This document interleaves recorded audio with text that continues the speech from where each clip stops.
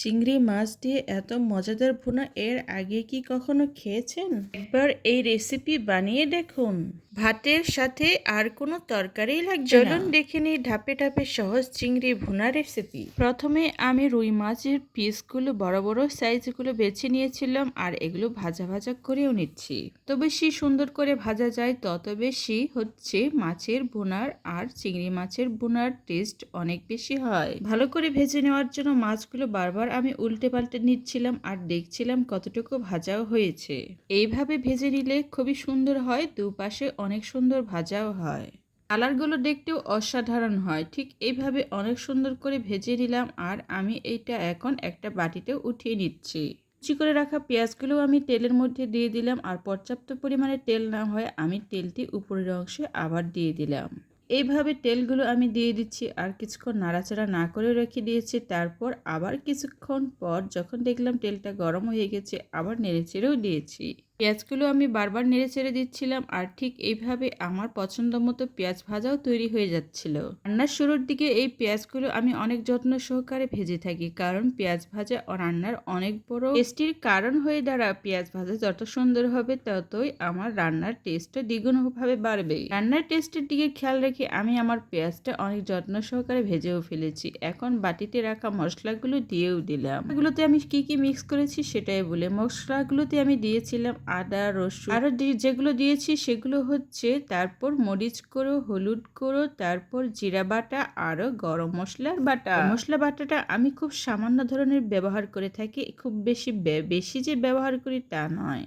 একটা জিনিস ব্যবহার করেছি সেটা হচ্ছে ধনিয়া গুঁড়ো, এটাও আমি রান্নায় ব্যবহার করে থাকি সামান্য পরিমাণে। সবকিছু মশলাগুলো অ্যাড করার পর এটা আমি ভালো করে ভুনা ভুনা করে নিব পেঁয়াজ আর মশলার সাথে। ভুনা হয়ে যাওয়ার পর আমি আমার রেডি করে রাখা দেশি চিংড়িগুলো আমি দিয়ে দিলাম আমার ছোট্ট কড়াইয়ের মধ্যে। দেশি চিংড়িগুলো অনেক সযত্নে আমি এটা পরিষ্কার করেছি আর পরিষ্কার করে ঠিক এইভাবে মাখা মাখা এখন রান্নার জন্য তৈরি করেছি। যখন এটা আমি কষিয়ে নিচ্ছিলাম তখন এতটাই সেন্টগুলো বের হচ্ছিল, আমার তো মনে হচ্ছিল আমার রান্নাই শেষ হয়ে সম্পূর্ণ হয়েছে।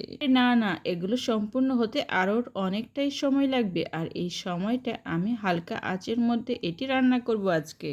মশলাগুলোর সাথে আমি এইভাবে মাখিয়ে কষিয়ে উল্টে পাল্টে তারপর আমি কষিয়ে রান্না করছিলাম এই আমার শখের চিংড়িটি। এই চিংড়ি মাছের এত দাম, বাজারের মূল্য এত বেশি, সবসময় খুব বেশি পাওয়া যায় না, আবার দেশি চিংড়ি তো পাওয়াই যায় না বললেই চলে।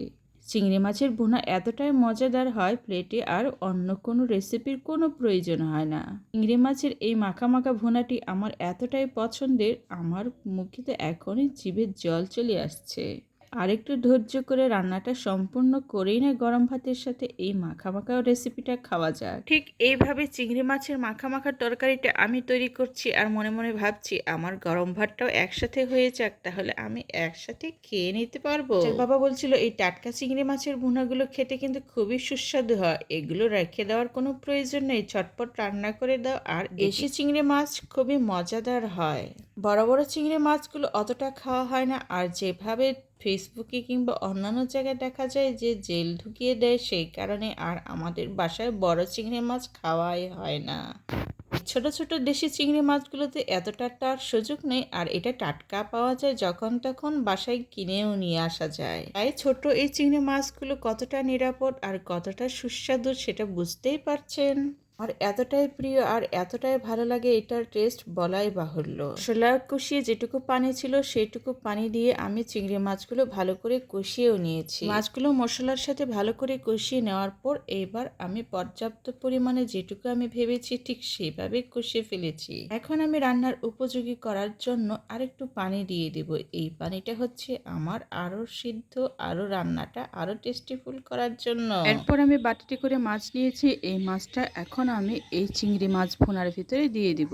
চিংড়ির সাথে এইভাবে মাছ ভুনা খাওয়া যায় আর এটা খুবই মজাদার হয়, যারা খায়নি একবার হলেও টেস্ট করে দেখতে পারেন। এগুলো যেহেতু অনেক ছোট ছোট ছিল সেক্ষেত্রে আমি বড় মাছের পিসটা ব্যবহার করেছি আরেকটু টেস্ট বৃদ্ধি করার জন্য।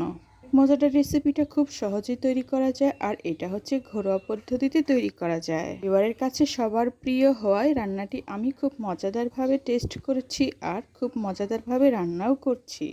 ট্রিপল চিংড়ি মাছের ভুনা রেসিপিটা সবার প্রিয় পরিবারের, আর এই পরিবারের প্রিয়টার কারণেই আমি আজকে খুব মজা করে এই রেসিপিটা তৈরি করছি। এটা দিয়ে দেওয়ার পর আমি এটা কিছুক্ষণ ঠিক এইভাবে রেখে দিয়েছি যতক্ষণ না আরেকটু গরম হয়। যখন আরেকটু গরম হয়ে যাবে তখন আমি এখানে একটা ঢাকনা ব্যবহার করব। ঢাকনা ব্যবহার করা মানে ঢাকনাটা দিলে হলে আমার রান্নাটা আরো মজাদার হবে। কিভাবে? কারণ স্ফুটনাঙ্ক হবে আর আমার মশলাগুলো বেড়ে যাবে, আর এইভাবে হবে আমার রান্নাটা অতুলনীয় আর অমৃত। ছোটবেলায় নানির হাতে এই মজাদার রান্নাটা খেয়েছিলাম আর এতটাই মজাদার হয়েছিল আমার এখনো মুখে স্বাদ লেগে আছে। ছোটবেলার কথা মনে রেখে আজও আমি ঠিক এইভাবেই রান্না করার চেষ্টা করছি আর পরিবারকে অনেক মজার খাবার উপহার দেওয়ার চেষ্টায় আছি। খাবারটি তৈরি করার জন্য আমি কি কি নিয়েছি সেটা তো আগেই বলেছি, আর এটা হচ্ছে পিওর দেশি চিংড়ি মাছ। পিওর দেশি চিংড়ি মাছের অনেক বেশি টেস্ট হয় আর এবারে সবাই খুব বেশি পছন্দ করে। দেশি মাছগুলো দেশের যে কোনো খাল বিলে কিংবা সাধারণ জমিতে পাওয়া যায়। এই মাছগুলো কোনোভাবে কোনো জায়গা থেকে চাষ করে সংগ্রহ করা নয়, এটা প্রাকৃতিকভাবে তৈরি চিংড়ি মাছ আর এটি খুবই টেস্টি। এত টেস্টি ফুল, খুব মজাদার চিংড়ি মাছের ভুনা যে কেউ পছন্দ করে সেটা আমি ভালো করেই জানি, কারণ এটা এতটাই টেস্টি ফুল। এটি মজা হওয়ার আরেকটি কারণ হচ্ছে এটা প্রাকৃতিকভাবে উৎপন্ন হয় আর এটা প্রাকৃতিকভাবে টেস্টেও অনেক টেস্টি ফুল। রান্নার জন্য উপযুক্ত পানি দিয়েছি আর এই পানিটা ঠিক এইভাবে আমি ফুটতে দিয়েছি ধীরে ধীরে। আমি মিডিয়াম আঁচে রান্না করছি চুলায়, আর এই চুলায় আমি খুব মজা করে রান্না করি যে কোনো তরকারি। আমি ঢাকনাটাও দিয়ে দিয়েছি। ঢাকনা অনেকক্ষণ রাখার পর ঠিক এইভাবে আমার মাখা তরকারি রেডি হয়ে গেছে। পর্যাপ্ত পরিমাণে লবণের টেস্টটা আমি টেস্টিফুল করার জন্য একটু লবণ দিয়েও আমি এটা ঠিক মতো দেখে নিয়েছি কতটুকু লবণ প্রয়োজন। তরকারির স্বাদ মতো লবণটা দিয়ে দেওয়ার পর এটা আমি এইভাবে নাড়াচাড়া করেছি একটি চামচ দিয়ে, আর চামচ দিয়ে নাড়াচাড়া করার পর ঠিক এইভাবে হালকা আছে আমি ফুটতে দিয়েছি চুলার উপর। এইভাবে মজাদার হয়েছিল। আরো মজাদার করার জন্য আমি এটা মাখা করার জন্য হালকা আছে অনেকক্ষণ ঠিক এইভাবে রেখে দিয়েছিলাম। করে চিংড়ি আর মাছ সহ এতটাই মজা আর টেস্টিফুল হয়েছিল যে কেউ বলেছিল খুব মজাই হয়েছে। টেস্টিফুল খাবারটা তৈরি করা যে কারো পক্ষে সম্ভব, কারণ এটি খুবই সহজ আর সরল পদ্ধতিতে রান্না করা। রান্নাটা যদি আপনার পছন্দ হয় তাহলে অবশ্যই সাবস্ক্রাইব করতে ভুলবেন না, আর সাবস্ক্রাইব করা থাকলে আমার প্রতিটি ভিডিওর নোটিফিকেশন আপনার টাইমলাইনে চলে যাবে। এই ধরনের দেশীয় রান্না প্রচুর দেখতে পাবেন আমার এই চ্যানেলের মধ্যে।